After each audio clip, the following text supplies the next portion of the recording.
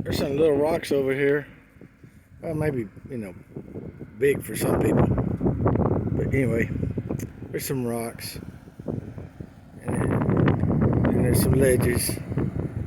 There's all that country. We're way back up in here, folks. Way back up in here. So we're far northwest of Moab, Utah. And from the highway going north out of town, I'd say we're a little over 20 miles back in here. We're not quite halfway through with the Moab Metal Masher. And so far, so good.